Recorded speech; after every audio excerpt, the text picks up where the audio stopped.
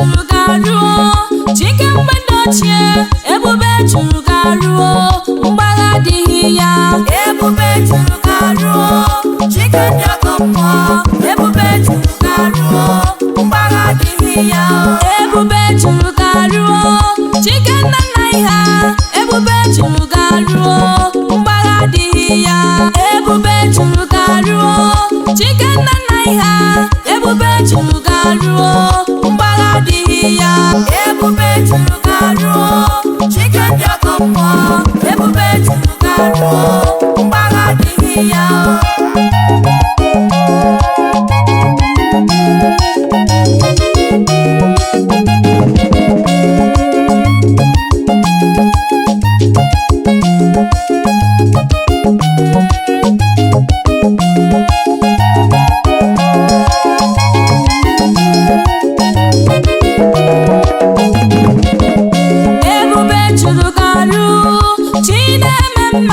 Ebube churugaruo, mbaga dihiya, ire bube dikuwe, chine mema, ire bube dikuwe o, mbaga dihiya, ire bube dikuwe, chindi agamo, ire bube dikuwe o, mbaga dihiya o, osimiri adatata o, chicken naiha, ire bube dikuwe o, mbaga dihiya o, ebube churugaruo, chicken yakomo, ebube churugaruo, mbaga dihiya.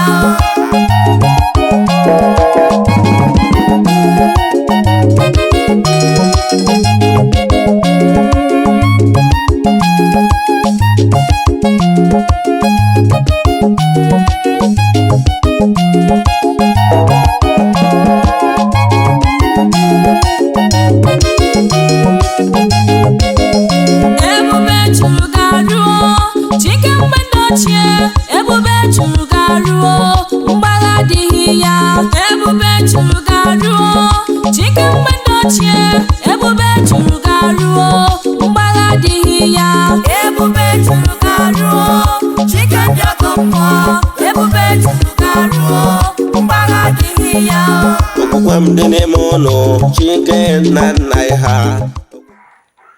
Good morning, viewers all over the world. Egwe just nọrọ kịta abụ egwu si na ngalaba na-afụ gbasara mgbasa ozi ọdịnala Igbo na Ugochi tubara ọdịnala temple kebụl kwa group led by me. So ọ bụrụ na ị like ya the music, go to social media platforms, the iTunes and rest of them, to download it.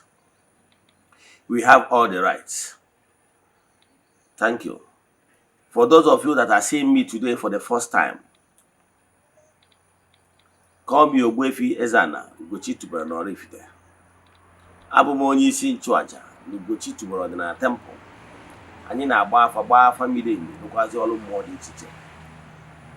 Abụkwazi m onye isi nchụaja na ọdịnala Restoration Evangelical Mission. Bụrụkwazi onye mgbasa ozi ọdịnala Igbo.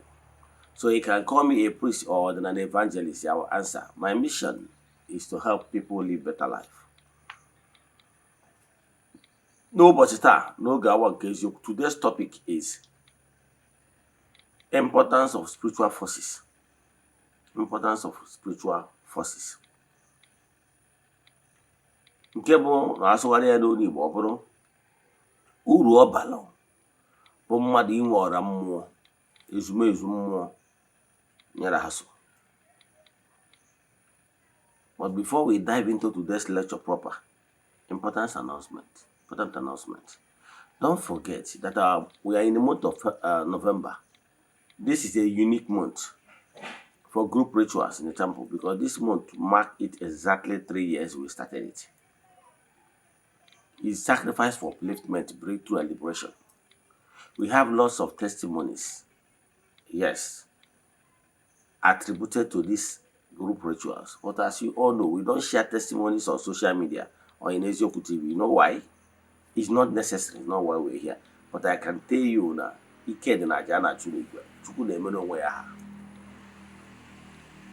this morning I have gone to the temple to make declarations and sacrifices and rituals on behalf of the friends of the temple, children of the temple, members of the Restoration Evangelical Mission, and our fans all over the world, in these monthly rituals.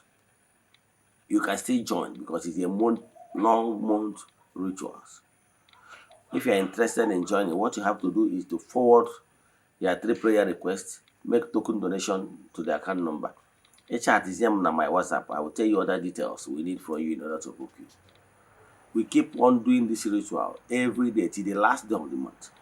We visit the waters with eatable things for sacrifices and saraka. Then after that, we proceed back to the temple to offer sacrifices to entities of powers. Then Bukwazi Ebume Saraka. I can tell you, weekend in Eze-Ana to Makaligo weekend with his power. So if you are interested in joining us for the coming month, or you have any question in today's lecture or nature Kabalaga Midemi, chat me on WhatsApp 0805 7837672. I repeat 0805 7837672 or 0813 8243 871. I repeat 0813 8243 871. Then let's proceed. Today's topic, like I said before, the only thing we email I today about in a social media, share it. Can your fans, friends and well-wishers know from the horse's mouth? I can tell you, by 6 simple acts, you might pay your karma, because karma does not forget. If for any reason why you are facing challenges here on earth is as a result of misleading information you did in your previous earth life, that entangles you in this present earth life, what you need to do is to redo it by sending a good message that can liberate people. By so doing, you will be set free. That is how it works. So, Metwa can share button. Yes.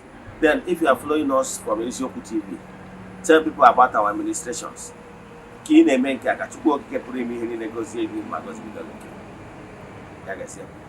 Let's now proceed. Today's topic, like I said before, is importance of spiritual forces. Then, what is spiritual forces? Why is this so important? Let me tell you. From creation, Chukwu Okike thought it wise to give human spirit a helper. Human spirit a helper. Knowing fully well that it's not okay for human being to be alone, left alone. Because in this world of gross material, we face lots of warfare. Because like I told you in my previous lectures, that Chukwu created everything, the good and the bad, the negative and positive. He created light and also darkness. Everything is in him. He is unmovable mover. He is the Alpha and Omega. He is the beginning and the end. That is why he's Chukwu, the spiritual head. He knows it all. However, in this gross material world, the purpose why we are here is very important for you to understand why you are here. You need to understand why you are created. Because if you don't understand the purpose and why you are created, you will not understand why you are here, and you will not be able to achieve anything, because you lost the mandate. Yes, the terms of reference. Your terms of reference you should focus on here on earth is you are here to experience and mature and become better human being. Then, so that you will be a better and matured spirit. so that you will regain consciousness of who you are. So that in the great beyond, you will be able to be conscious of your existence, and you will be able to contribute your quota towards furthering creation. That is the simple reason why man was created at the first place. Then when Chukwuokike discovered that man is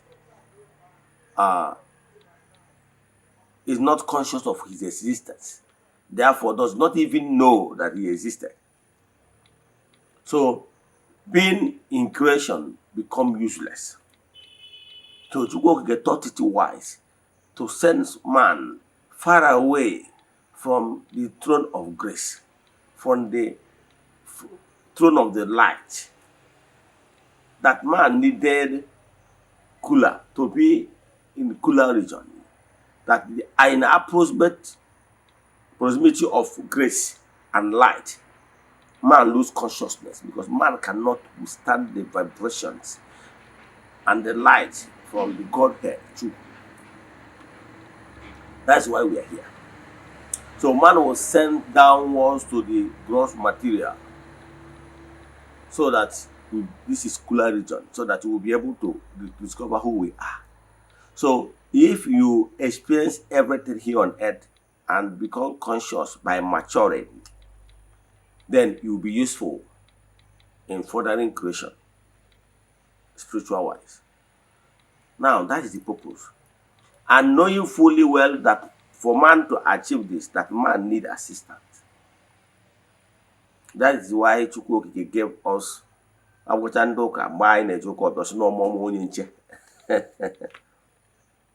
yes, that time when we are doing catechism stuff, we are taught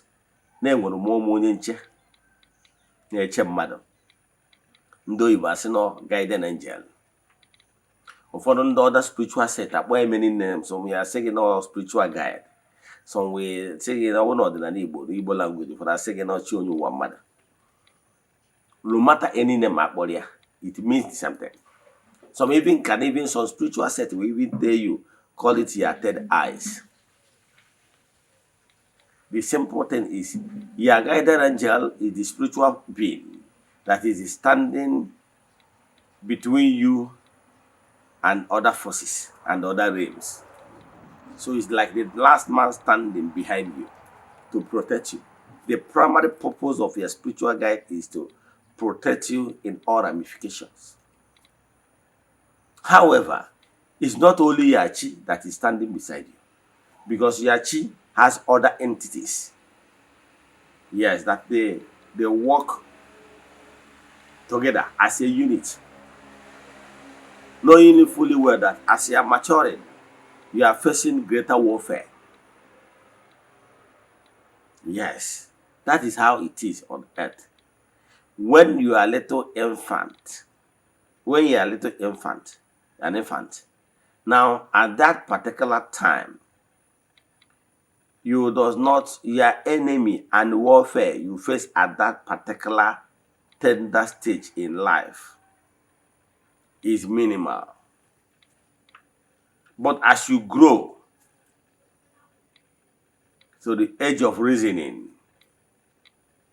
as you are growing to adolescent, as you are growing to full adult, till you finish your earth life, this present earth life, your challenges will keep on multiplying as you grow in life, because life has stages.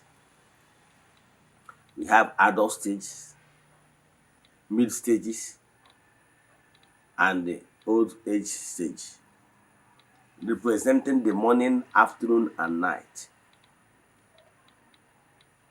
Yes, representing rainy season, dry season, and harmattan. All this are stages of life.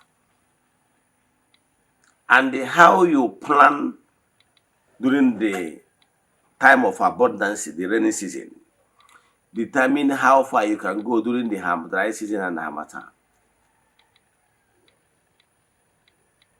I remember one of the words that normally His Excellency P2B normally uses. He who does not plan is planning to fail. So if you did not plan now for how your future will be, believe in me, your future will be disastrous. Because life is continuous. Ndụ enwere njedebe, naanị mgbanwe ka a na-agbanwe ya. Yes. So what I'm saying is this. Yachi has other entities that will work in hand with Yachi as you are growing. But bear it in mind that for you to be here on earth for a purpose, enyere gị ọgụ nye gị mma. Chukwu Okike empowered you in many ways, both spiritual and physical, so that you'll be able to do your work perfectly. Example, if you are longing and wish to be here on earth as a spirit jam, before you enter this gross material, you must make a decision actually of what you want to achieve and what you long for, and that's what determines the type of earthly clock as the body you will wear in order to be able to achieve that set goals, set longing. You want to walk towards the coercive, yes, vibrations, or you want to be passive in nature, vibrations. So if you are coercive, it then means that you are moving in the masculine direction. So you will be permitted in creation to wear a masculine body, that is organ, the physique. Now, if your vision and longing moves towards passive as a woman, you will be permitted to wear all those physique and organs of a woman in order to enhance your purpose as set goals here on earth. So from before you were in your mother's womb, therefore you were empowered earnestly.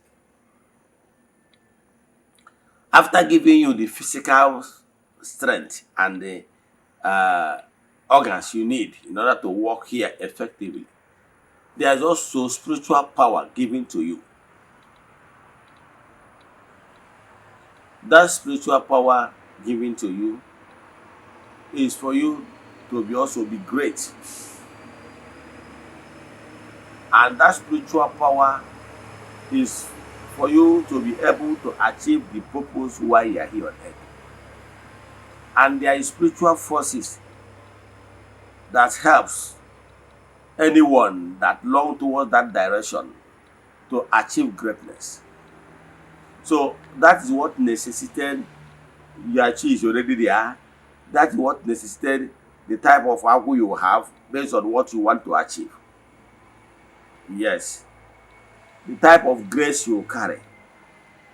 Your out of life, what you determine to achieve here on earth, will determine if you will have greater grace to handle some certain issues. That you will be a king, and you needed wisdom so that you will be able to rule among your people, your subjects. You need special wisdom so that you will be able to perform as a king. That you will be a great personality based on your longing. You will be given enormous grace in order to be able to function perfectly in that capacity. And so on and so forth. So what you should know is that there is a purpose why here on earth. You are not here for jamboree. You are not here just to fulfill the numbers. You are not here to be a spectator. No, you are here to be the main player. So you have to sit up. So all these your spiritual forces is for a purpose. And believe in me, why giving you opportunity to be here on earth?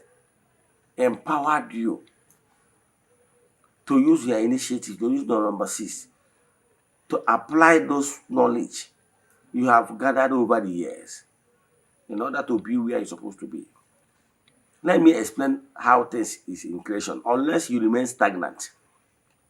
And the only one thing that Chukwuoke does not permit, natural forces does not permit it, is stagnation. It's a taboo. Yes. Remaining stagnant. Let me give you an instance. If you go to Revelation, the last chapter of Revelation, why I quote Bible is for some of my followers that will always insist, where is it in the Bible? Or laying God in Akwụkwọ. I'm sorry, I used to be one of them before then. Mary. Now go to last chapter in Revelation. Yes, last chapter in Revelation. You will read it, I think Revelation 22. Go here to the end. You got a boss and obu na idro ọkụ na ijuru oyi na ya ga-esi n'ọnụ gbupụta. Meaning, if you are not hot, you are not cold, it's undecided, undecisive, you are still in the fence. There were some people that possess that character to death. They are not here or there. Those people are regarded as chameleon. And they are not following negative, they are not following positive, they are minus, they are void votes. About the name of politicians, I say they are avoided votes, yes. Because they are not counted. So if you are not hot, you are not cold, you hear what it means that you are not even matured to know where to belong. Therefore, say, I will spit you out of my mouth. And when they hear that, the purpose there is that you must act. Whether you are perfectly right or not, the most important thing that you have acted based on your intuition and how knowledgeable you are. And know it and know peace. That not knowledge is very important, but knowledge alone is not the key. The key is application of that knowledge is the key that will catapult you to where you want to be. So what I'm saying is the essence is that, do you know, let me give you another instances. Do you know as you are growing, let me use military rank, because I so much love military. Yes. So in military rank, let me start from the officers. And as you are growing in ranks and appointments, you become stronger and more formidable, and more security guards will be allocated to you. Let me give you an example. In military rank, let me start from officers, people that pass through in the NDA. You start with lieutenant.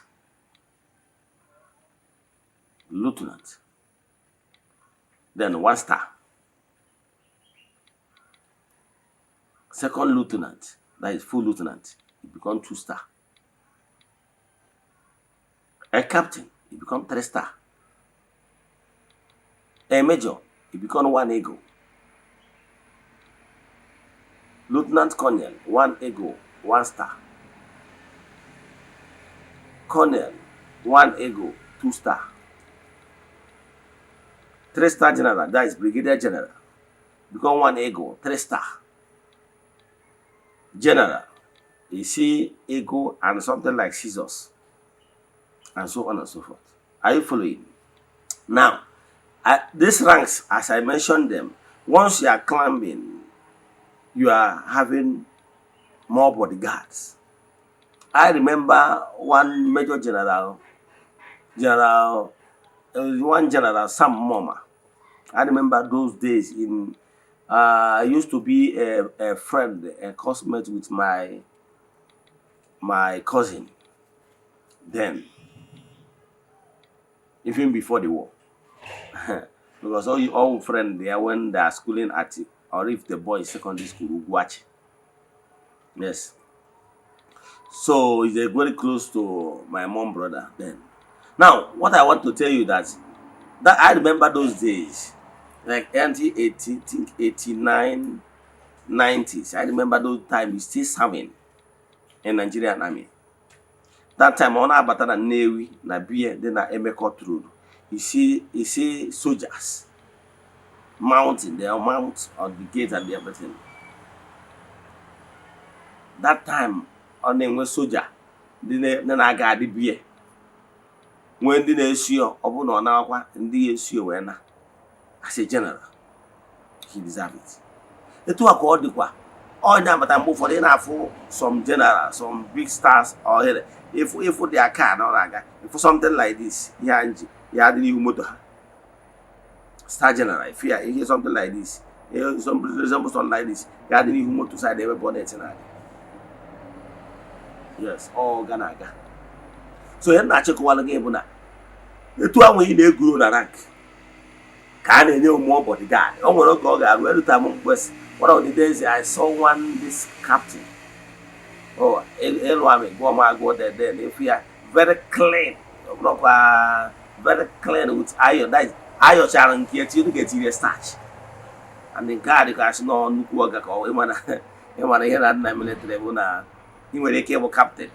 I won't oppose to Gijabe, never infantry, money or mechanic, more no whatever post through. Idara fuego. Man, I won't captain, man.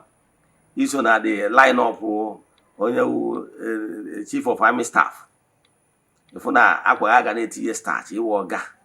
Only cabin or I was able ADC more able of Funukute squad leader. If only game where guard, more guard, based on appointment, more than another the same rank, yeah, cosmate, but any special duty. Let me use layman language. And when you get the same cosmate, only in the past at the same time, bro, the same captain, but no one only on a classroom or what a special appointment. Man, I don't want to work in here with the same cosmate. Man, again appointment. Maybe new the special intelligence unit command to the chief of army staff. Oga, because of that your appointment, Oga, I get more guards. Gara guy because he the privilege. However, than their forces you are going na they respect to onye appointment also account. So man you will have na etu akodi kuna mmụọ. Yes. Enwere onye nwere ike ịbụ nwa ofu nwa ejima ka ọ bụ. Amụ onye nke nwere call, amụ nke nwere call. Nke a nwere call ga-enwe more entities na-esu maka ihi special calling akpọrọ ya. Ma ọ go no ụmụnne. O nwere ike ọ bụrụ nke obere nke akpọrọ n'ụzọ pụrụ iche nke obere a ga-enwe ngabasị nke obere enwe ụmụ mmụọ na mmụọ na-esu karịa dị onye tọrọ ya na. Maka na o nwere special calling. Ịghọtara ya? Etu a ka ọ dịkwazi na-enwere ike etu o si abụ ndị na-eguro na rank a na-enye ha enwere ike bụrụ captain enwere ike nwee ofu one bodyguard na-eso gị by the time ị wuru major enwere ike bodyguard gị nwere ike ofu nọ n'ụlọ ofu a na-eso gị edota m onye amị a na-agwa gị na last is many years ago in Lagos side Ladipo amam ihe butere side ime ahịa so ozugbo ọ na-adịtu na moto ofu onye oti mkpu ya that is onye amị sie na ụmụ last corporal or the corporal self si na driver bie dị iche onye nke nọ n'ihu moto si na moto minie je mepere ọgụ ụzọ efugo ka nwoke na-ebecha topu na 10 feet ị mara nwe ndị amị na feet nwere ike ndị amị na ha na-enere height before ewe any short forget it ha ewu onwe ndị eze kwesịrị na efu ya amị gụọ mma na agụ that time so ihe na-achịkọwalụ gị bụ na igwe ka o si wee dresị nke maka na ọ ga ka ọ bụ so enyi wee kwubi ewu na efu na rank ya agbagotago ọgbọtọ kwụsị abịa mepere ụzọ ọgbagotago etu a ka ọ dị na mmụọ. Even if you are growing on earth, once you are growing spiritually ị na-agbagota na mmụọ ụmụ mmụọ ndị na-asaịnara ka ha bụrụ ndị na-eti mkpu gị a na-agbagota. Ọ ya ebido n'ofu chi onye ụwa gị as you are growing as an infant, mgbe ị na-agbagota ndị agwụ a na-eki in. Ọnya kpatara na ịbụrụgoro onye agwụ ama ebido disturb gị mgbe ị ka wee an infant. Ị ghọtara ya? So because mgbe ahụ ihu ọrụ ga-amacha ọbara, so mgbe ahụ ọ ka bụ ya spiritual guide onye ụwa gị na-edu gị that time. Onwe oge ọ ga-erubezie ị ajụ onwe gị ebe o ji abụ mmadụ ruo na age of maturity, ma agwụ ma ndị mmiri ma ndị niile ebido bịawa. Ịmara onwe na mgbe a tụrụ anya n'aka gị na itoruo n'ịma their purpose why you are here. Ị ghọtara ya? Mgbe ahụ ka a ga-eji bido wee kewara stọd na ọ bụrụ na ị recognize ha. So ihe na-ekwu bụ na o nwere certain time you erube in life because these forces and identify with you. They are coming because ha na-achọ ịgwa gị sign n'oruo n'oge gị na ha ga-eme ihe unu ji maka ya bịa here. So as you are growing in age, you are maturing, and those forces will be keep coming. And as you embrace them, keep doing what you are expected of doing, being at peace with them, and by so doing, more are coming. And more you are growing, more your spiritual forces are growing. The same way how a military rank, once you are growing, your bodyguards are growing. Always in Boga, we do, ọ bụrụ na ị na-anata village, ị ga-anọzi na convoy. Enwere ike nwee ofu truck bụ ụzọ, another special motor esie ka a ga-ebu the staff esie, another one is a backup one esokwe. Ọ ga ka ewu etu a ka ọ dị na mmụọ. Ifu etu a onye a na-ebuni elu, etu esi ebuni ihe na ranks, etu a ka spiritual ranks growth si wee dị. Ma onye na-agbagota, ọ bụrụ ezumezu mmụọ na-eso gị mgbe ị ka bụ a novice, an adherent, just a newly adherent in ọdịnala Igbo, will be following when ị na-agbagota, align yourself with ụmụ mmụọ. Ụmụ mmụọ na ị na-echukwa. By the time ị na-eme ya, ị na-ebuild ihe na-akpọ personal relation, akpọrọ m ya PR, personal relation with ụmụ mmụọ. Ị na-eme dị etu anya spiritual gada na-agbagota.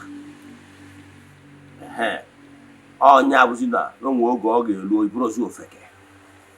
Ghọtara ya? Ihe na-enwe ọnwụ na-egbu ofeke na ihe na-eme ofeke a na-emewuzi. Maka na enwere oge a na-akado ndị nnadi a na-akado ha n'ahụ. Onwe oge ọ ga-abụ eluo asị ka e gbara agbadisi ka iburu nna gị. Onwe oge ọ ga-ewu ruo nwa onye asị n'obodo na ọ na-akpa nsị na ọ na-eme nke isi onye ka ọ esibi ejebe onye. Ghọtara ya? You wear the truth the way it is. And onwere ihe o mewu onye anwụ agba ya. Ghọtara ya? Maka na ịgbagotago ịma ihe a na-atụ ụka n'anya. Onye kwuo onyo anya ọkụ na onwe ka isi kwuru. Ghọtara ya? Because ihe anyị ji kwuru bụ na oge erugo so many entities of powers ndị gị na ha na-emekọ ihe, ndị na-achụrụ aja, ndị na so many ntangụrụgo onwe gị so deep that na ọ bụrụzi ihe mere ofeke emewu gị. Ghọtara ya? So all those things we he need. So ọ dị mkpa na ị na-echukwa forces gị ka ị ghara ịdị ka ofeke. Ndị Igbo na-atụ n'usu na onye na-akpa na be dibịa ada anwụgbo, maka na ụfọdụ ihe nwere ike ihe anwụkwa ofeke. Ofeke bụ onye anwa nọ ka an orphan. Ka nkọwara ihe a na-akpọ ofeke. Ahụhụ na in the spiritual language a sị na onye agwa ofeke, ihe ọ pụtara bụ na ọ mara ihe a na-atụ ọkụ n'anya. Ihe ọ pụtara bụ na ọ bụ an orphan in the spiritual matters. Na o nwere ọra mmụọ ezumezu kwudo rienu. Ịmụrụ na mmụọ ị na-agbagota na mmụọ ka ụmụ mmụọ na-akwụdoro gị, ị ma na iburu ozu ofeke. Mana ọ bụrụ na iwu ofeke, ị ma na etu esi enwe an orphan, etu esi enwe an orphan, nwee nne nwee nna, onwere ikwu onwere ibe. Achọgịrị ịnwụrụ ya nwụ ya gba ya ka kpara kwụkwụ, onwere onye ga-ajụ ese. Etu a ka ọ dịkwu na mmụọ nwere onye nwere ike ịpụta na mmụọ, onwere ọdụ mmụọ ya ajụ ese nwa ọka na-eleghị onye. Mana ọ bụrụ igbu mmadụ bụ isiokwu na o nwere onye iyi egbuo, famili unu ga-atagide afụ ya n'ụwa ruo na amem. Onwere onye ya azụ ụlọ. Ị ghọtara ya? Ọ bụrụ igbu mmadụ, onye ka nji agwa ndị mma itinye n'aka n'igbu mmadụ. Ọ bụrụ igbu mmadụ bụ isiokwu nọ ihe suen. Maka na mgbe ya igburu onye anwa, iputuru a stop tọọrụ onye anwa asainuru onye ahụ ya alụ. And therefore, are you willing? Do you have the capacity to do all those work that the person would have done? And having put in asunder in the person work, you put asunder to umumonyareso. Therefore, you have to contend with them. Then a higher body. Okay, we're gonna have a child on your own, whatever. Or more equal like a more but a big. As long as and the money make it on your care, your child. You already mother be should know the consequences. You Imogana million water, my day. Oh, well, born sinner, may hear a media. Now, you also value Gabasu and our family, who could be over for me. In my own one, you got JD away, me boy. Or could be also also value Gabasu this morning. It's no that by. Oh, well, came in a pie. Cabro, table, the Nuquaka like that. A little water. Also, body who are bars on our family. Many times we are men and our family. You man a family and me bagu do I hear can now. That na go wo fu ono ko. Only me had a wo fu ono ko a clan. No room. We wipe what almost wiping because on what we are for a mother 10. Na 9 age and na go. Aqua mother 10. On what can see where I see where family I see where link to family and na bagi ha through my grandfather. A person not near. To the extent that my grandfather, my natural car, I trouble the bomb when they are neighbors not near. So the tenable na a bag is not near. Now, was no dear. That is here go here. There is another closest relative who's indeed here. I am our fighter to name the actress as yet dear. Down what you call here, but non subuna as we speak. On that here make our mother 10. Makadi here make a tasia na jubazi. Owabu na mother 10. Onya. Now the guy also ba.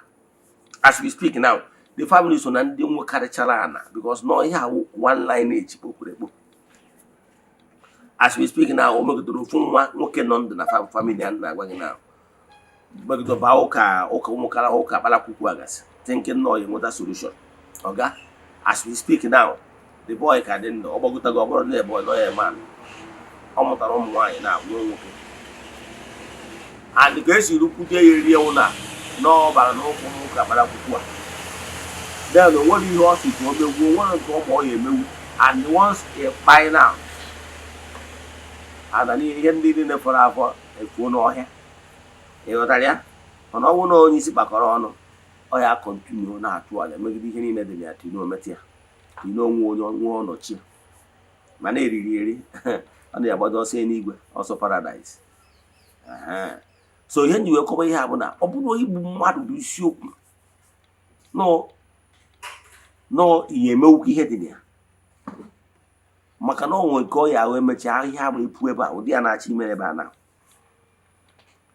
Mokono ihoje bute n'ọja ya na emi na ọnya anya ka nya sị na ma opa ka n'ihe ọjọọ. So o nwere mgbe mmadụ ga na-eguro ị na-enweta ụmụ mmụọ dị iche iche na-eju ụmụ mmụọ dị iche iche na-egbu na anụ ha niile align they ha mepụ ka ihe mee gị and onye ọbụla sị na ọrụ na ọka ọ bụrụ gị na ya ọ bụrụ nyara ha efere ihe dị na ya ọ bụrụ igbu onye ahụ isi ọ bụrụ na ị nwere ike igbu onye ahụ mana ọ igbuchaziri onye ahụ ọ bụrụ okeke jere amị na ọka okeke jechara amị ka ebe bụ utie nọ. So gbara ya ọsọ ọbụla ga-eme ka ị hapụ ụlọ ene gị gbawala ene onye ọzọ ma gị malụ kụwa onye dị ndụ na-echukwa ụmụ mmụọ na-echukwa chi gị na-echukwa ụmụ mmụọ dị be nna gị maka na ihe na-esi na nke onye akarịa na-echukwa ọra mmụọ niile gị na ha so ya fọsis ọ ndị otu gị ndị iyi ụwa ndị ọgbanje gị ndị mmiri gị ndị agwụ gị na-echukwa ha o nwere ihe tụwaanyị isi na ị nwere ego ọ bụgoro na ọjị nkịtị na nzu nkịtị ka ị mapụ na sị ya ekelekwa ama ọnụ na-ebe aka na nwaanyị ka ọ na-atụkwasị di ya ncheta ihe mmụọ na-achọda abụrụdụ mma ihe mmụọ na-achọda ụwụ ncheta. Remember that is the most important thing.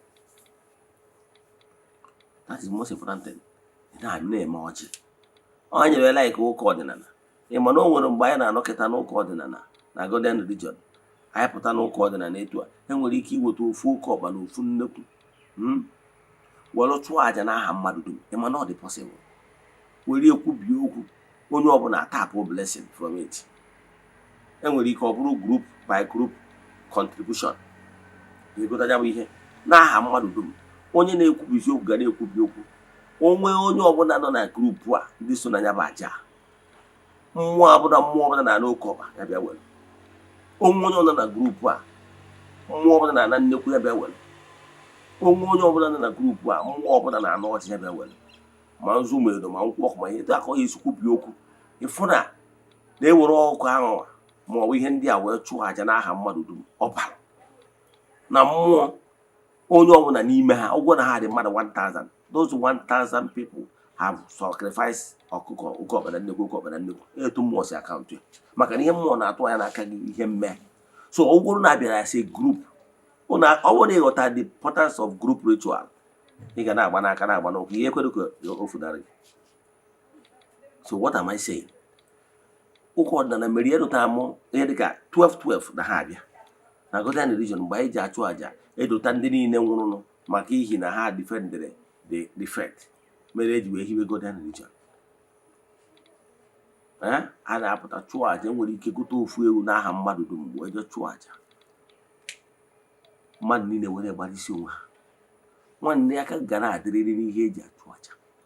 Ọ ya kpatara na ndị ọcha adịghị eji charity egwu ihe ọbụla a ga-eme afa gị ga-adị ya. Ebe ọbụla efere a na-achụ aja contribute ya kwuta mkpụrụ small ka iwee so kere ngozi dị na ya ma ọ bụrụ na ịma. Ka m kwụsị ebe a. Ihe na-achịkọwala gị bụ pay attention in making peace with your spiritual forces and ezumezu. Because more you are making peace with them, more you are building personal relations with them. And I believe in me, you'll be great in life. Let me stop here. If you have any question in today's lecture, or you want us to do deep consultation for you, chat me on WhatsApp 0805 7837672. I repeat 0805 7837672 or 0813 8243871. 0813-8243871. See you tomorrow n'oge awa nke eziokwu. Ọ bụrụ na ọnwa eburu oje eji wee chụ aja ụbọchị anọ ya ekwu ome. May the blessings of the Most High Chukwu be with you and abide with you. May the work of your hands begin to yield fruit. May you be prospering. Whoever that make negative declaration or make unnecessary move or negative move against you, let the person die. Whoever that is blessed you, let the person be blessed. Today, I make declaration upon your lives. N'ime anwụchi n'ime efuchi na-ega adị nnekwu n'aha Chukwu okike nke pụrụ ime ihe niile onye ike niile si n'aka ya gazie ka emesịa.